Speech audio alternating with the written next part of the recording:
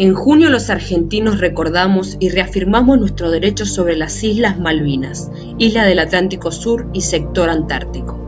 El 10 de junio de cada año se conmemora en nuestro país la designación del primer gobernador argentino en las Islas Malvinas, en 1829. En aquel año, el gobierno de Buenos Aires designó gobernador del archipiélago a Luis Bernet, quien estaba trabajando en la colonización del Puerto Soledad.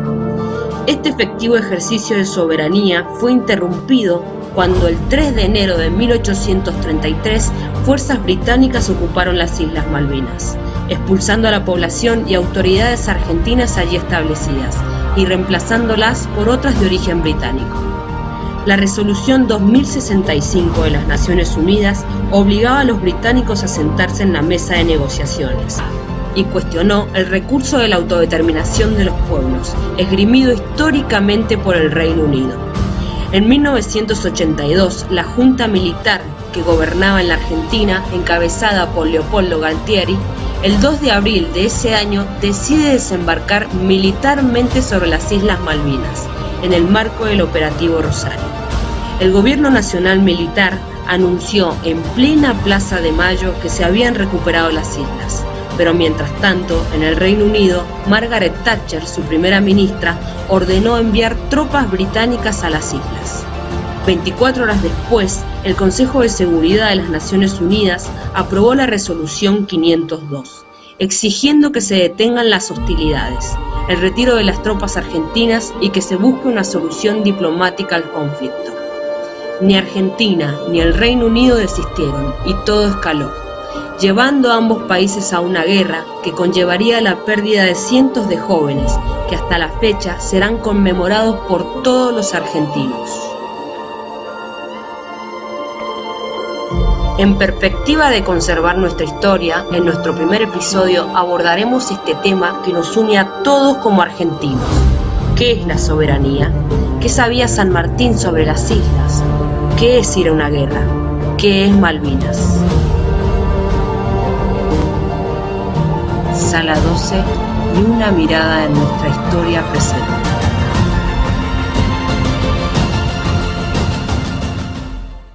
Nos encontramos con Jorge Zanella, ex combatiente de la Guerra de Malvinas y también actual, está a cargo, ¿no?, del Departamento de Veteranos de Guerra de Malvinas del Ejército Argentino. Jorge, bueno, desde ya, muchas gracias por participar de este ciclo de charlas titulado Sala 12, aquí desde el Museo de las Bóvedas. Y para arrancar, Jorge, ¿qué significó para usted ir a una guerra?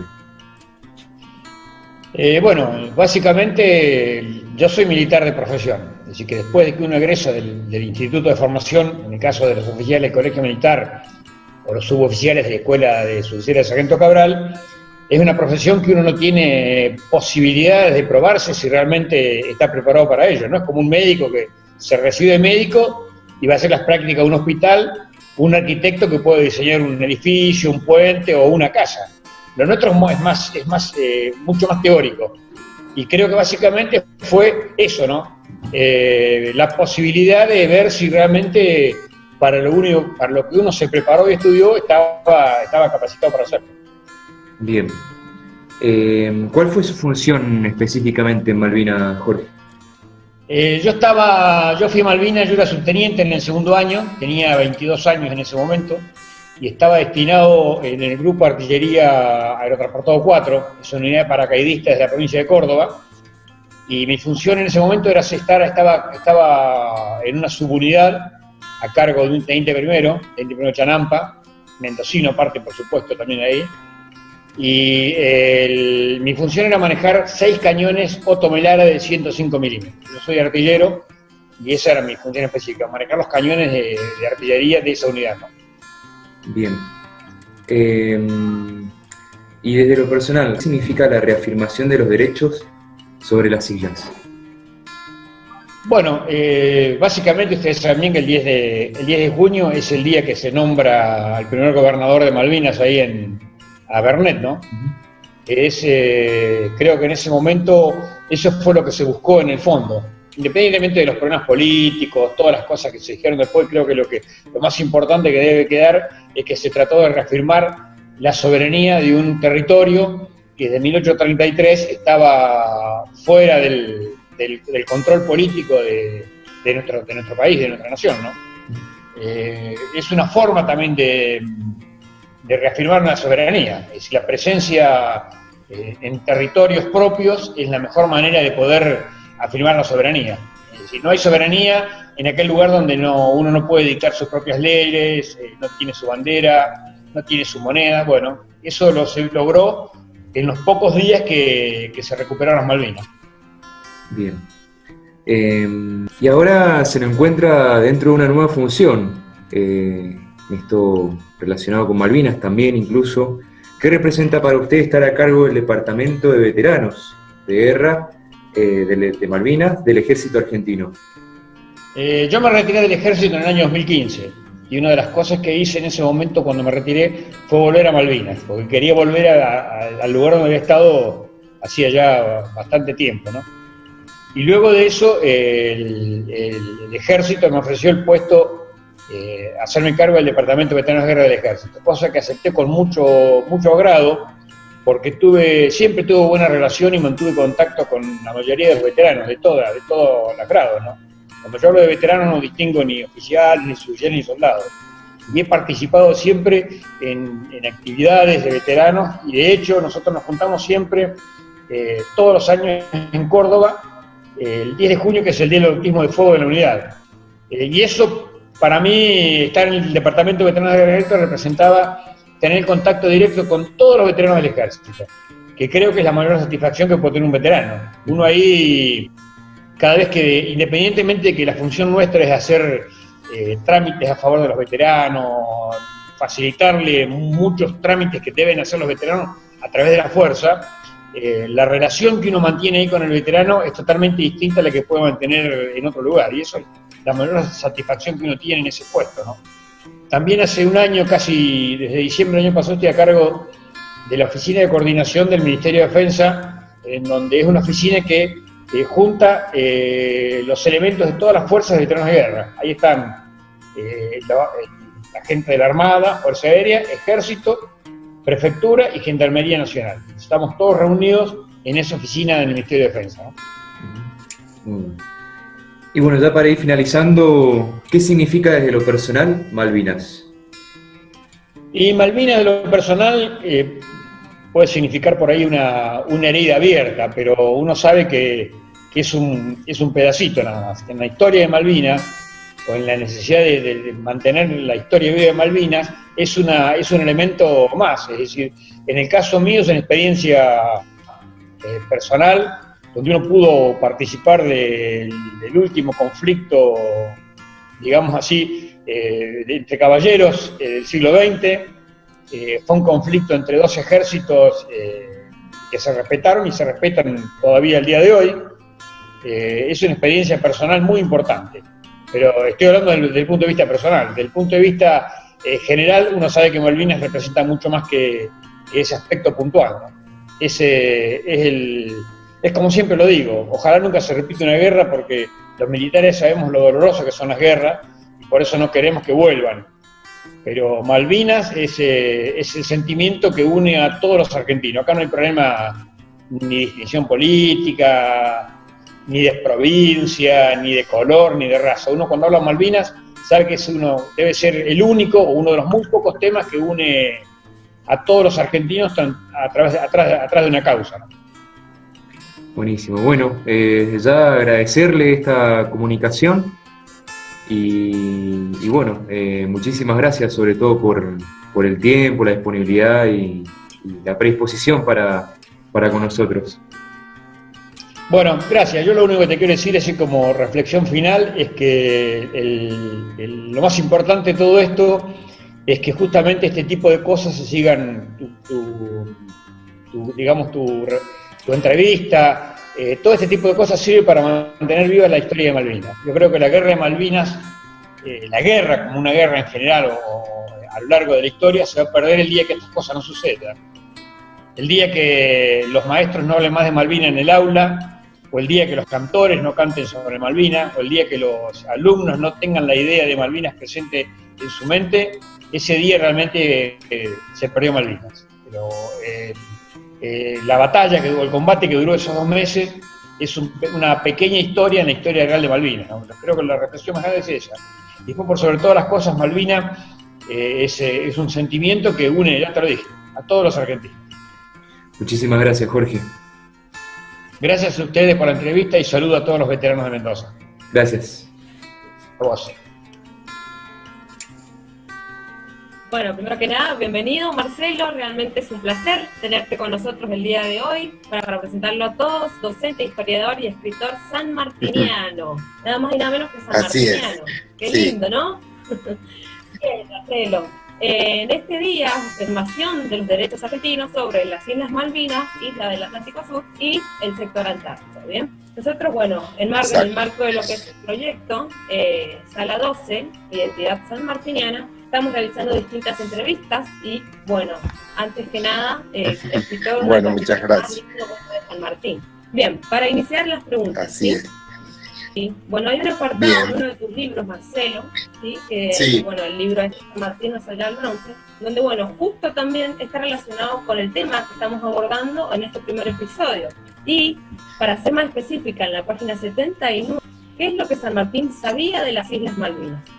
Bueno, en realidad Roberto Colimodio, que es el otro autor del libro, descubrió hace un tiempo atrás unos documentos, que eso se hizo eco en los medios nacionales, descubrió entre ellos el mapa de la capilla de las Islas Malvinas, y por esa época también se dio a conocer un oficio de quien era el ministro de gobierno en el año 1816, que era Peruti, que hablaba de que había que reclutar hombres para los ejércitos patrios entre los presos que estaban en los distintos presidios, y entre ellos nombra a Carmen de Patagones y a las Malvinas.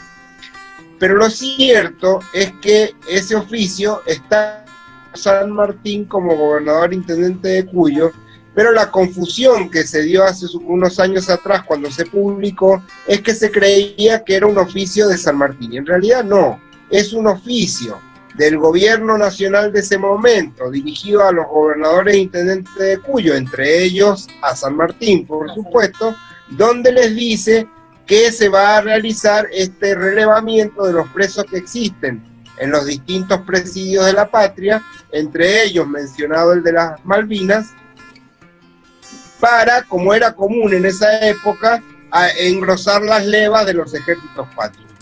Lo que sucede es que San Martín, a su vez, ese oficio que viene del Ministerio de Gobierno, lo remite a los gobernadores delegados, que son Dupuy en San Luis y Ignacio de la Rosa en San Juan. Entonces, para remitirlo, lo que él hace es rubricar el oficio y decir que está remitiendo esa orden del gobierno nacional, y entonces lo rubrica.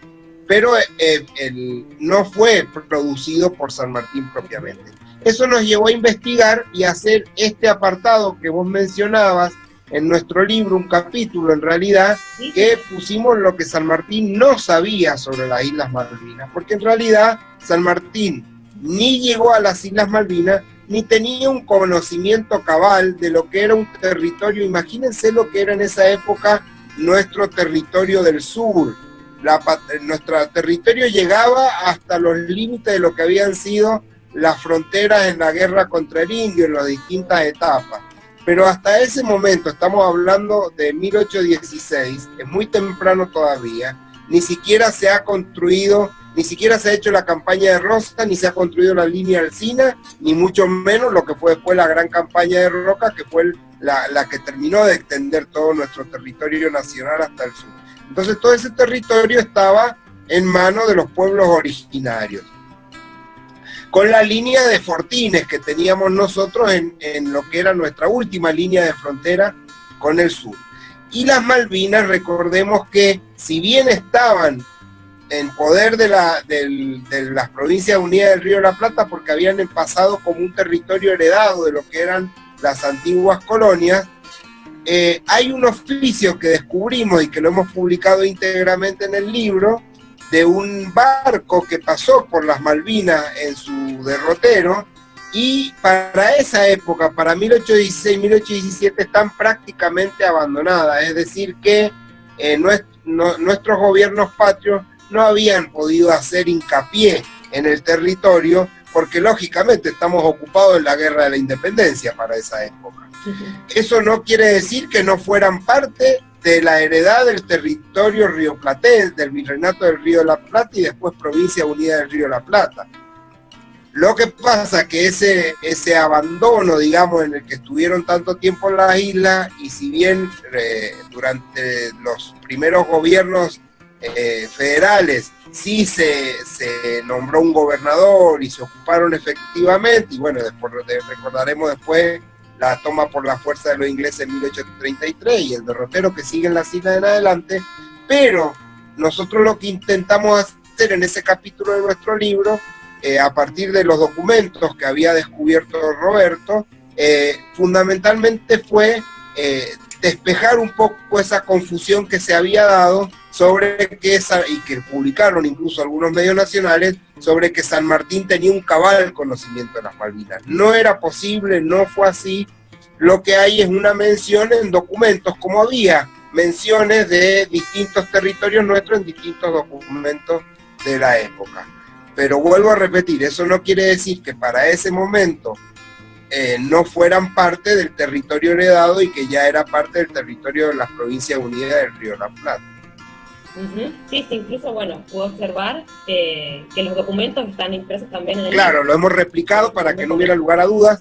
Lo que pasa es que a veces, como dicen nuestros colegas historiadores, yo siempre lo digo, yo no soy historiador de profesión, mi profesión es la administración de empresas, pero la historia sanmartiniana es mi hobby y es mi entretenimiento desde hace 25 años. Eso me ha ayudado a aprender mucho, y lo que he aprendido es que uno tiene que basarse en los documentos. Exacto. Y a veces los documentos suelen tratar de ser moldeados o manejados para determinada idea que uno quiere transmitir o imponer, a veces con buenas intenciones. Yo supongo que cuando salió esta confusión era con buena intención, pero en realidad lo que hay que hacer es demostrar el documento real como está, y por eso nosotros lo replicamos en el libro, transcribimos algunas partes, no pudimos transcribir todas, y hicimos este análisis que nos parecía oportuno, repito, porque cuando salió la primera edición, ya vamos por la tercera, cuando salió la primera edición de San Martín más allá del bronce, justo estaban en ese momento en danza en los medios nacionales estos documentos, ¿no? Exacto. Bien, Marcelo. Bueno, ahora vamos a la segunda pregunta. ¿Cómo fue el regreso de San Martín a su país finalizada la gesta libertadora? Bueno, a mí es una de las partes que más me gusta, que más me interesa, la he estudiado mucho, así que agradezco la pregunta, Jessica. San Martín, recordemos que hace todo su derrotero de lo que fueron sus 10 años de vida pública en América, y ese derrotero de la Guerra de la Independencia que lo llevó desde volver de España al Plata, comenzar con la formación del regimiento de granaderos a caballo, pasar después al Ejército del Norte, estoy haciendo una revisión muy rápida, ¿no? Del Ejército del Norte, pasar a Córdoba, pedir la gobernación e intendencia de Cuyo, llegar a Mendoza, formar el Ejército de los Andes, pasar a Chile, hacer la campaña libertadora de Chile y finalmente realizar la campaña libertadora del Perú, donde no quería, le tocó asumir el protectorado del Perú, le tocó ser el fundador de la República del Perú, por más que él no quería asumir ningún cargo político, de comandancia política en el Perú, pero se vio obligado a hacerlo, y gobernó el Perú por casi 2 años. La guerra en el Perú, sabemos, se estancó, fue una guerra muy difícil, muy cruenta, porque allí estaba la gran resistencia española, la gran resistencia realista en América, porque el Perú todavía no estaba totalmente preparado para lo que iba a ser la independencia, no estaba todo el territorio anexado a lo que era la idea de independencia. Entonces la guerra de la independencia en el Perú se estancó mucho tiempo. Allí, recordemos, San Martín va a tomar contacto con Bolívar, que es el libertador del norte y que ha tenido una campaña también muy similar en tiempo y en batallas, y también ha realizado la anexión de la Gran Colombia, y San Martín va a propiciar el encuentro con Bolívar. Va a propiciar un primer encuentro a principios de 1822 que va a ser frustrado, porque Bolívar tiene que terminar la campaña y va a dar la batalla de Boyacá.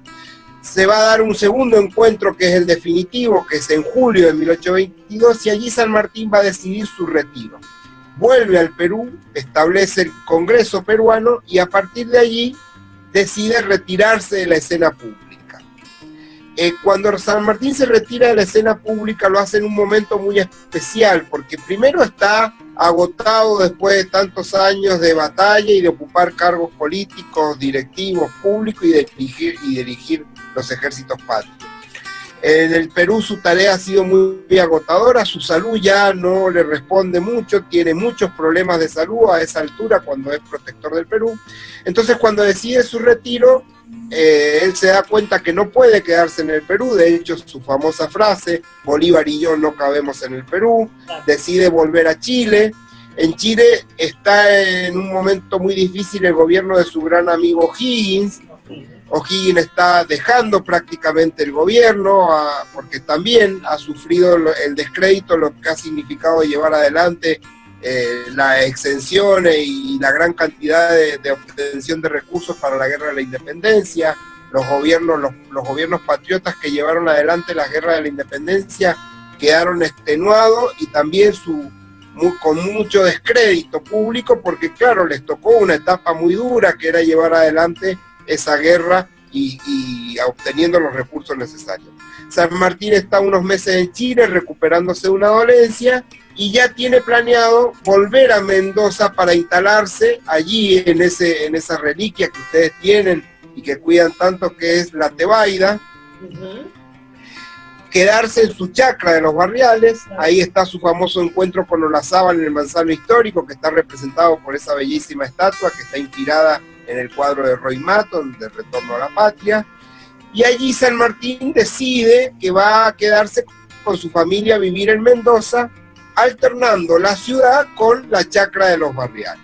Va a pasar unos días en la ciudad, va a ser recibido por sus amigos, por las familias, amigas que tiene en Mendoza, que son muchas. Recordemos que él gobernó Mendoza, durante 2 años, y se va a trasladar a la Tebaida y va a pasar 8 meses en la chacra de los Barriales, es decir, casi todo el año 1823.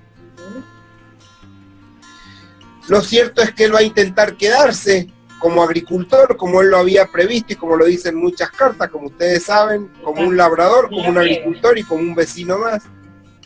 Como un labriego. Exactamente, como un labriego allí en la chacra. La situación política no se lo va a permitir, el fallecimiento temprano de su esposa tampoco, el tener que hacerse cargo de la educación de su hija, la imposibilidad de traer su familia, entonces en definitiva vivir con él acá a la Tebaida como él lo había planificado, hacen que él tenga que viajar a Buenos Aires en una situación que es terrible. Nosotros la hemos relatado en ese libro, la hemos reconstruido en nuestro primer libro, en San Martín, modelo de líder americano. Hemos reconstruido lo que significaron esos días de San Martín antes de emprender su viaje a Buenos Aires y cuando se despide de la Tebaida, y recordamos, para no volver nunca más, lamentablemente. Así que el regreso de San Martín después de su campaña libertadora fue realmente, yo digo siempre, un momento trascendental en su vida. Si bien está rodeado de amigos, de camaradas, acá lo reciben la familia, pero es un momento de mucha soledad para él, es de mucha soledad espiritual, de mucha soledad social para San Martín. Va a recibir el ofrecimiento de hacerse cargo nuevamente del gobierno del Perú, va a recibir el ofrecimiento de hacerse cargo del gobierno de Buenos Aires, en plena guerra civil entre unitario y federal. Le va a rechazar todos los mandos que le ofrecen. Va a recibir el ofrecimiento de quedarse a vivir en Chile, tampoco lo va a considerar oportuno. Así que es un momento muy difícil, como un ser humano que ha llegado a los máximos lugares de poder, sin duda en ese momento de renunciamiento, como se lo llama, como se llama ese proceso en la vida de San Martín, realmente es muy duro.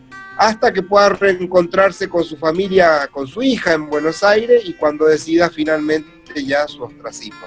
Así que creo que ese periodo, que es muy cortito porque es desde fines de 22, y todo lo que es el año 23, realmente es un periodo corto en la vida de San Martín, pero es un periodo de gran trascendencia.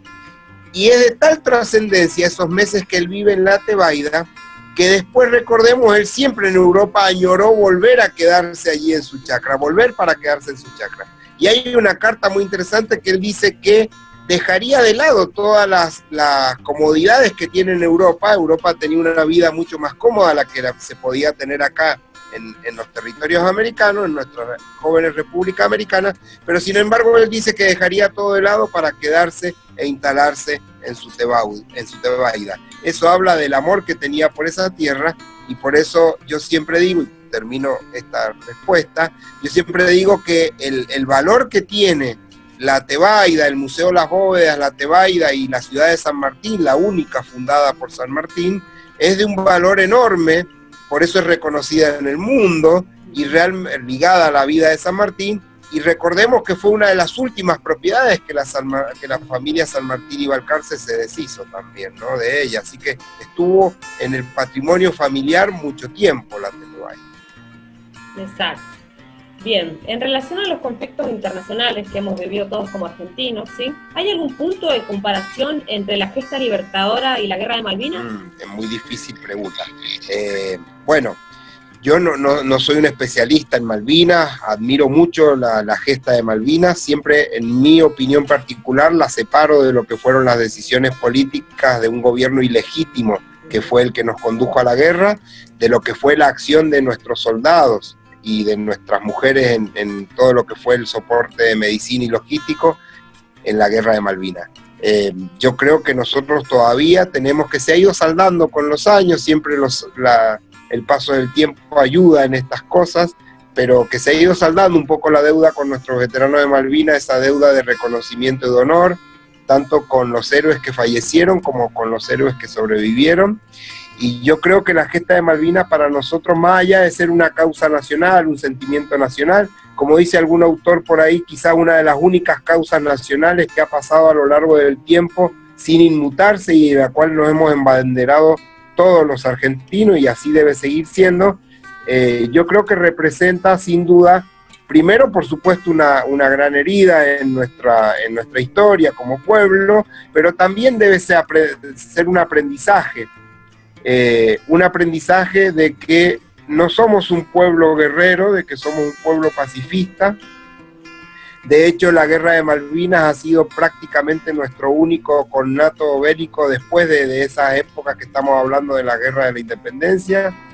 Argentina tiene una tradición pacifista que se ha traducido al mundo siempre, pero la gesta de Malvinas fue sin duda, vuelvo a repetir, más allá de la decisión tomada por un gobierno totalmente ilegítimo y repudiable como fue un gobierno de facto, pero la gesta en sí la tenemos que salvaguardar como esa causa nacional de nunca renunciar de los derechos que tenemos sobre las islas, y unido a eso reconocer siempre, como lo estamos haciendo hoy, en la reafirmación de los derechos, y que tenemos todas las constancias y pruebas legales de nuestra parte. Incluso están las decisiones de la Organización de las Naciones Unidas que apoyan el reclamo argentino, pero también ligado a lo que fue esa gran entrega de nuestros soldados, de nuestros jóvenes, que muchos perdieron la vida y otros, aunque sobrevivieron, quedaron marcados para siempre por esta gesta. No creo que sea comparable a la gesta de la independencia porque son épocas distintas, situaciones distintas. Lo que sí puede ser comparable, y como lo dice alguna canción allí que a mí me gusta mucho, cuyana, lo que sí es comparable quizás las vidas que se perdieron en la Guerra de la Independencia de muchos de nuestros jovencitos cuyanos, con las vidas de nuestros jóvenes cuyanos que también se perdieron, cuyanos y argentinos que también se perdieron en Malvinas y que tenemos que honrar porque sin duda lo hicieron por todos nosotros, por todo el pueblo argentino.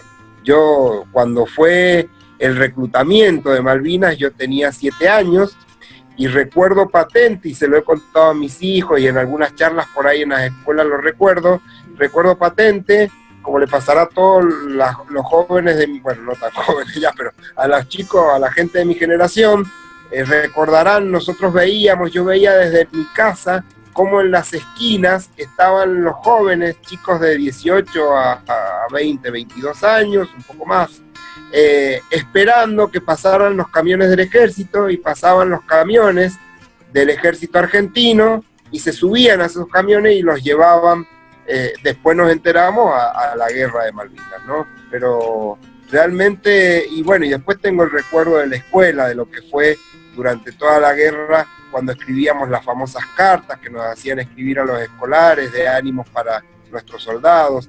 Así que si bien yo era muy chico, tengo ese recuerdo de lo que fue para la movilización de todo un pueblo. Por eso creo que el mejor agradecimiento que nosotros podemos darle a todos nuestros héroes de Malvinas es no olvidarlos y no olvidar esa entrega que hicieron. Así que me parece que hoy en día eso sería lo fundamental.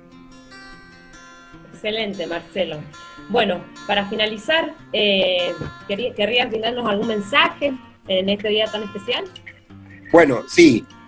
Primero agradecerles como siempre, felicitarlos por todo el equipo del Museo Histórico Municipal Las Bóvedas, que siempre están activos y poniendo en valor ese lugar tan querido. Confieso que hace mucho tiempo, bueno, ahora hace mucho, con todo lo que nos ha pasado, hace tiempo que no voy. Fui por última vez en el verano de este año. Siempre que puedo voy al museo, siempre que voy a San Martín, a mi querido departamento, y realmente valoro mucho ese pedazo de la historia viva que tenemos allí en el Museo Histórico Municipal. Y en esta fecha tan importante, si bien, como decíamos, no es una fecha ligada a la Guerra de la Independencia ni a la historia que el museo representa, pero en un día especial como hoy, que sí recordamos efemérides muy ligadas a nuestra historia, creo que hoy más que nunca, y sobre todo por la crisis mundial, por lo poco que he estado leyendo, va a significar un gran desafío para la cultura, para los museos y para los lugares como el Museo Las Bóvedas, el resurgir en todo lo que va a ser la nueva etapa después del aislamiento y de la pandemia. Y creo que ahí tenemos un rol fundamental todos los ciudadanos, los vecinos sanmartinianos sobre todo, los mendocinos y los argentinos, de poner en valor estos lugares, de recordar fundamentalmente esas señas o esos hitos que nos marcan y que son un llamado a la memoria de lo mejor de nuestras tradiciones, de lo mejor de nuestra historia. En el caso del Museo Las Bóvedas, sin duda, a la tradición de lo mejor de uno de los grandes líderes que tuvimos, como fue José Francisco de San Martín. Las Bóvedas creo que es una de las joyas históricas más importantes que tiene nuestra provincia, lo aseguro, y que es un lugar de memoria y recordatorio para todos los sanmartinianos, mendocinos y argentinos. Así que instar a todos a cuidarlo mucho, a ponerlo en valor siempre, a rescatarlo siempre en nuestra memoria, pero también visitándolo y llevando a nuestros hijos y a las nuevas generaciones, para que nuestras hijas y hijos siempre tengan presente que en ese lugar vivió San Martín, en ese lugar quiso pasar su vida con su familia, no pudo ser, pero era su intención, y que sin duda representa y nos recuerda una de las mejores enseñanzas de uno de los líderes más importantes que ha dado nuestro país a la historia de la humanidad. Bien, Marcelo, primero que nada, bueno, agradecerte por la predisposición y el entusiasmo que le has puesto, bueno, a esta hermosa entrevista, y bueno, espero que, bueno, todo esto se mejore en algún momento y podamos encontrarnos, ¿por qué no? Así será, así será.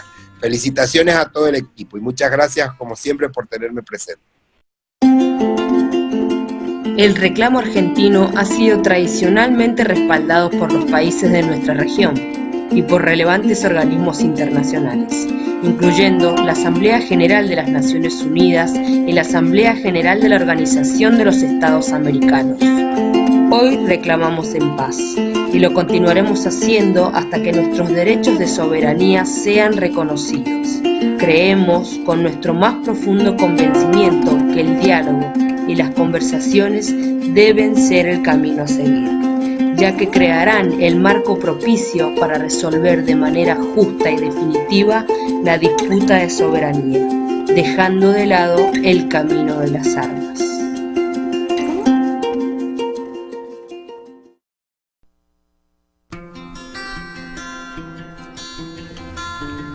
Sobre la tierra hostil de las islas crecerán nuevas flores, una por cada uno de aquellos que quedaron mirando el universo. Desde la misma tierra hostil de las islas crecerán nuevas flores, flores de recuerdo, tal vez no me olvides, flores que se regaron con millones de lágrimas, flores de esperanza, porque algún día nuevo retornarán los pasos, las palabras amigas, las miradas hermanas. Sobre la tierra hostil de las islas, aquellos que quedaron nutriendo sus entrañas regresarán en flores, cambiarán el paisaje, nos harán propietarios de cada madrugada. Sobre la tierra hostil de las islas, bajo el sol de la patria.